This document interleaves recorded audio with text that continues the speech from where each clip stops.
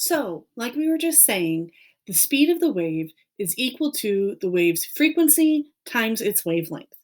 So, one thing we didn't talk about is what actually sets or determines the speed of the wave, and that would be the medium or the stuff through which that wave is traveling.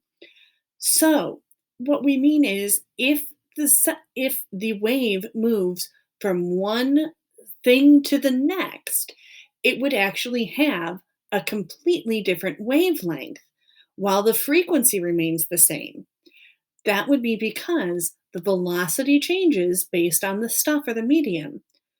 The frequency is determined by the source or what's actually producing the wave.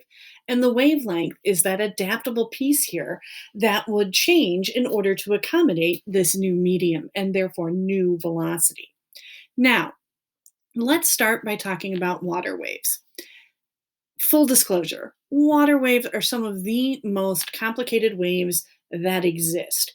They have both a transverse component at the surface where the water is going up and down, and a longitudinal component deeper inside the water that actually causes the water particles to move in circular motions, which we are so not getting into. But I do want you to realize that as the water changes the depth, that changes how fast the water itself is going and the wave itself is moving through that water. This is why you get a buildup of waves as the wave approaches the shore. So, like I said, you should know that water depth determines how fast the wave is going through the water, but we're not going to get into any calculations with that. Instead, I'm going to focus more on some of this sound stuff to kind of make it a little bit more relatable. So let's start with waves on a string, like, say, guitar strings. If you've ever looked at a guitar, or honestly, any string instrument, harp, even a piano, cello, violin, all would have these characteristics, which has to be the fact that if you look at the strings on this guitar, you can tell that they are actually really, really different in terms of their thicknesses and actually what they're actually made out of.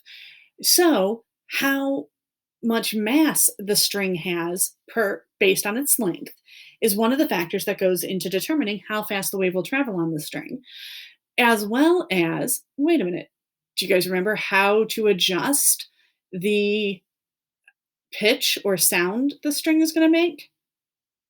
That's right. You tighten or loosen it. And that would be force word. That's right, tension.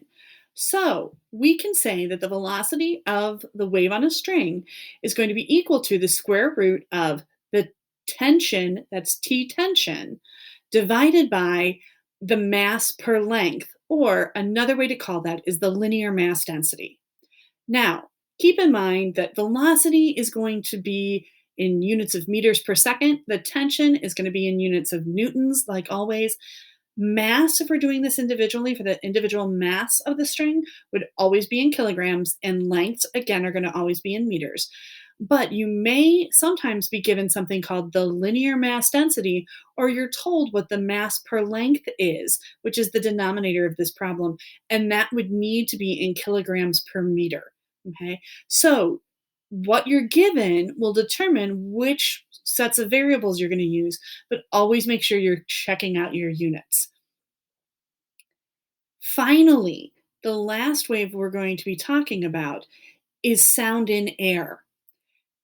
Have you ever been to, let's say, Blossom, where the orchestra or the band or the whomever is playing on the stage and under all the lights and it's nice and warm, but it's a really cool night and you're out in on the lawn.